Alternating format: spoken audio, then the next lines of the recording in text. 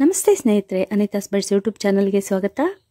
ಮೊದಲಿಗೆ ಎಲ್ಲರಿಗೂ ದೀಪಾವಳಿ ಹಬ್ಬದ ಶುಭಾಶಯಗಳು. ದೀಪಗಳ ಹಬ್ಬ, ದೀಪಾವಳಿಗೆ ಮನೆಯಲ್ಲಿ ತುಂಬಾ ಸ್ವೀಟ್ಸ್ ಮಾಡ್ತಾ ಇರ್ತೀವಿ. ಅದರೊಳಗೆ ಮೈಸೂರು ಪಾಕ್ ಕೂಡ ಒಂದು. ನೋಡಿ ಎಷ್ಟು ಚೆನ್ನಾಗಿ ಕಾಣಿಸ್ತಿದೆ ಅಲ್ಲ.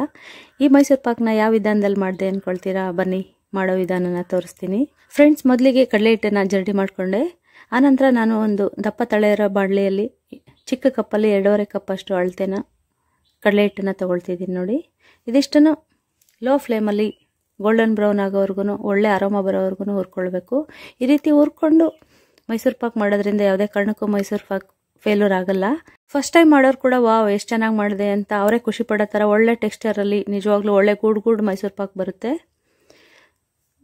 ಅಲ್ಲಿ ಫ್ರೈ ಆಗ್ತಿದೆ. ಇನ್ನೊಂದು ಪಾನಲ್ಲಿ ನಾನು 2.5 ಕಪ್ ಅಷ್ಟೇ ತುಪ್ಪನ ತೊಗೊಂಡು ಲೋ ಫ್ಲೇಮಲ್ಲಿ ಕಾಯಿಸ್ಲಿಕ್ಕೆ ಇಡ್ತಾ ಇದ್ದೀನಿ. 2.5 ಕಪ್ ಹಿಟ್ಟಿಗೆ 2.5 ಕಪ್ಪೇ ತುಪ್ಪ, 2.5 ಕಪ್ಪೇ ಸಕ್ಕರೆನ ತೊಗೊಂಡಿದ್ದೀನಿ. 3 ಈವನ್ನಾಗಿ ತೊಗೊಂಡಿದ್ದೀನಿ.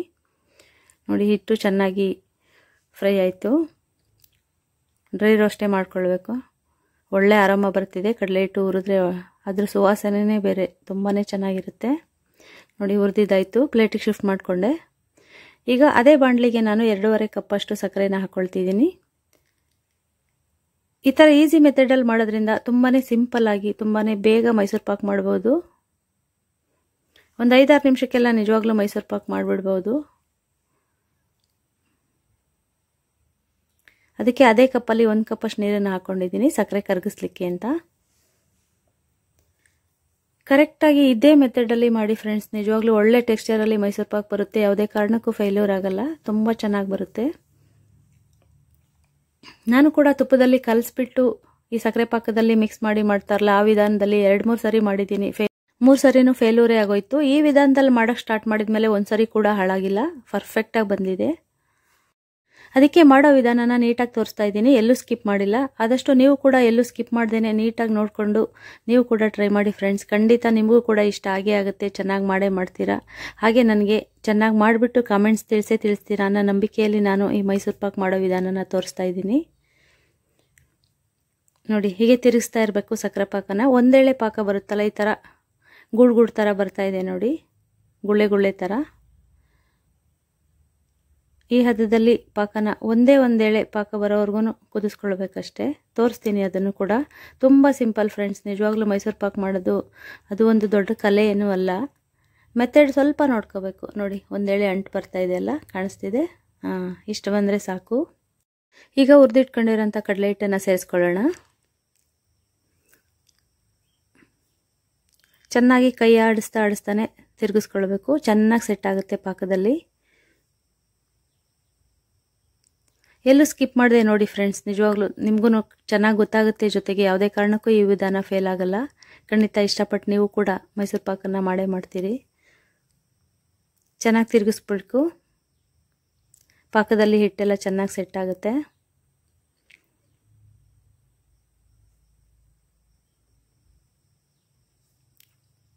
ಹಾಗೆ ಯಾರೆಲ್ಲ ಸಬ್ಸ್ಕ್ರೈಬ್ ಮಾಡ್ಕೊಳ್ದೆ ನನ್ನ ವೀಡಿಯೋಸ್ನ ನೋಡ್ತಿದ್ದೀರಿ ಅವರೆಲ್ಲ ದಯವಿಟ್ಟು ಸಬ್ಸ್ಕ್ರೈಬ್ ಮಾಡಿಕೊಂಡು ವೀಡಿಯೋಸ್ನ ನೋಡಿ ಫ್ರೆಂಡ್ಸ್. ನೋಡಿ ಎಷ್ಟು ಚೆನ್ನಾಗಿ ಸೆಟ್ ಆಗಿದೆ. ಹೀಗೆ ಚೆನ್ನಾಗಿ ತಿರುಗಿಸ್ಕೊಳ್ಬೇಕು, 1 ಗಂಟೆ ಇಲ್ಲದೆ ಇರೋ ಥರ.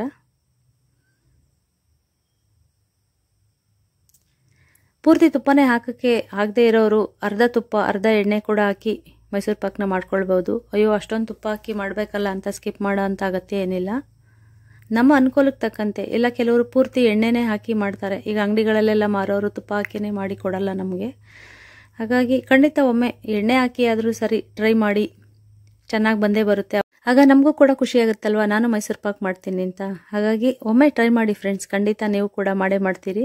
ನೋಡಿ, ಮೈಸೂರು ಪಾಕ್ ಮಾಡುವಾಗ ಆದಷ್ಟು ಪಕ್ಕದಲ್ಲಿ ಇನ್ನೊಬ್ರು ಇದ್ದರೆ ಒಳ್ಳೆಯದು.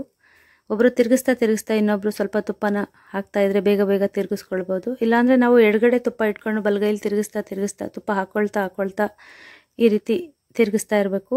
ಗುಡ್ ಬಿಟ್ಕೊಳ್ಳುತ್ತೆ. 1-1.5 ನಿಮಿಷದಲ್ಲೆಲ್ಲ ಈ ಪ್ರೋಸೆಸ್ ಆಗುತ್ತೆ. ನೋಡೋಕ್ಕೂ ಕೂಡ ತುಂಬ ಖುಷಿ ಆಗುತ್ತೆ ನಿಜವಾಗ್ಲೂ. ನೋಡಿ, ತುಪ್ಪ ಹಾಕಿದಷ್ಟು ಗುಡ್ ಬಿಟ್ಕೊಳ್ತಾ ಇರುತ್ತೆ. ಇಷ್ಟೊಂದು ತುಪ್ಪ ಹಾಕ್ತೀವಲ್ಲ, ಎಲ್ಲಿ ಕುಡ್ಕೊಳ್ಳುತ್ತೆ ಅನಿಸುತ್ತೆ. ಮೇಲೆ ತೇಲ್ತಾ ಇರುತ್ತೆ. ಆದರೆ ತಟ್ಟೆಗೆ ಸುರಿದು ವಿತಿನ್ ಸೆಕೆಂಡ್ಸಲ್ಲಿ ಎಲ್ಲ ಸೆಟ್ ಆಗಿಬಿಡುತ್ತೆ. ತುಪ್ಪ ಎಲ್ಲೋಯ್ತು ಅಂತಲೇ ಗೊತ್ತಾಗಲ್ಲ. ನಿಜವಾಗ್ಲೂ ಮೈಸೂರು ಪಾಕ್ ಮಾಡೋ ವಿಧಾನ ಒಂದು ರೀತಿ ಅದ್ಭುತ. ಒಬ್ರಿಗಿಂತ ಒಬ್ಬರು ಚೆಂದ ಮಾಡ್ತಾರೆ. ನಾನು ಈ ವಿಧಾನದಲ್ಲಿ ಸಕ್ಸಸ್ ಆಗಿದ್ದೀನಿ, ಹಾಗಾಗಿ ಈ ವಿಧಾನನ ನಿಮ್ಮೊಟ್ಟಿಗೆ ಶೇರ್ ಮಾಡ್ಕೊಳ್ತಿದ್ದೀನಿ ಫ್ರೆಂಡ್ಸ್. ನೋಡಿ ಎಷ್ಟು ಚೆನ್ನಾಗಿ ಗುಡ್ ಬಿಟ್ಕೊಳ್ತಾ ಇದೆ. ಕಾಯಿಸಿದೆಲ್ಲ ತುಪ್ಪನೂ ಇದೇ ರೀತಿ ಹಾಕ್ತಾ ತಿರುಗಿಸ್ಬೇಕು, ಒಂದೇ ಸಾರಿ ಹಾಕ್ಕೊಳ್ಬಾರ್ದು. ನೋಡಿ ಎಷ್ಟು ಚೆನ್ನಾಗಿ ಕಾಣಿಸ್ತಾ ಇದೆ ಟೆಕ್ಸ್ಚರ್ ಎಲ್ಲ. ಹಬ್ಬ ಅಂದಮೇಲೆ ಮನೆಯಲ್ಲಿ ಸ್ವೀಟ್ಗಳನ್ನ ಮಾಡ್ತೀವಿ. ಮೈಸೂರು ಪಾಕ್ ಮಾಡೋ ವಿಧಾನ ತಿಳ್ಕೊಂಡ್ಬಿಟ್ರೆ ನಿಜವಾಗ್ಲೂ ಬೇರೆ ಎಲ್ಲ ಸ್ವೀಟ್ಗಳಿಗಿಂತ ತುಂಬ ಈಸಿ ಸ್ವೀಟ್ ಅನಿಸ್ಬಿಡುತ್ತೆ. ನೋಡಿ ಎಷ್ಟು ಚೆನ್ನಾಗಿ ಸೆಟ್ ಆಗ್ತಿದೆ.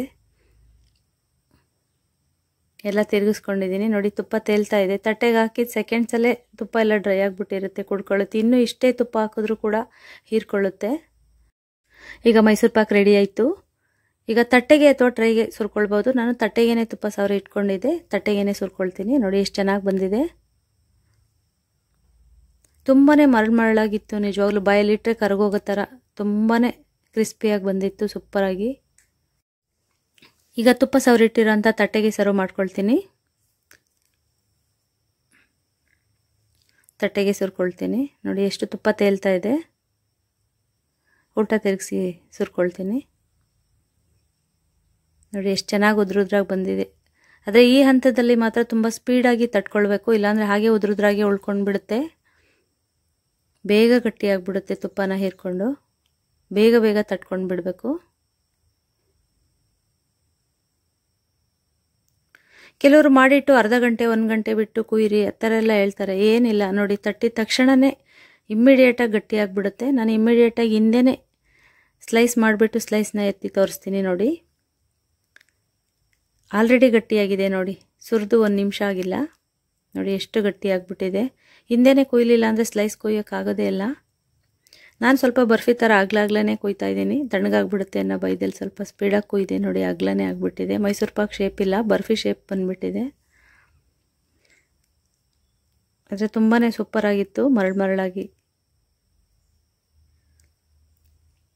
ನೋಡಿ ಸ್ಲೈಸು ಆಲ್ರೆಡಿ ಡ್ರೈ ಆಗಿದೆ.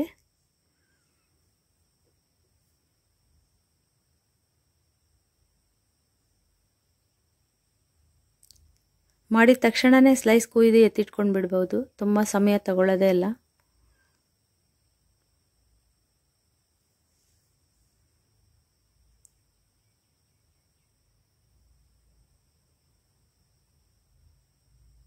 ಎಲ್ಲ ಕಟ್ ಮಾಡ್ಕೊಂಡಿದ್ದೀನಿ. ಈಗ ಸ್ಲೈಸ್ ಎತ್ಕೊಳ್ತೀನಿ. ನೋಡಿ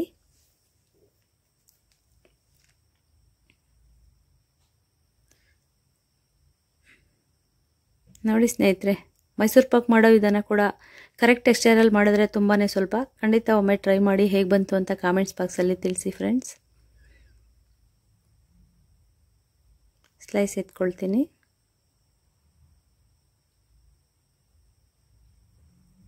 ನೋಡಿ ಹಿಂದೆನೇ ಸ್ಲೈಸ್ ಎಲ್ಲ ಕಟ್ ಮಾಡಿ ಎತ್ತಿಟ್ಕೊಂಡು ಬಿಡ್ಬೋದು, ವೆಯ್ಟ್ ಮಾಡೋಂಥ ಅಗತ್ಯ ಏನಿರಲ್ಲ.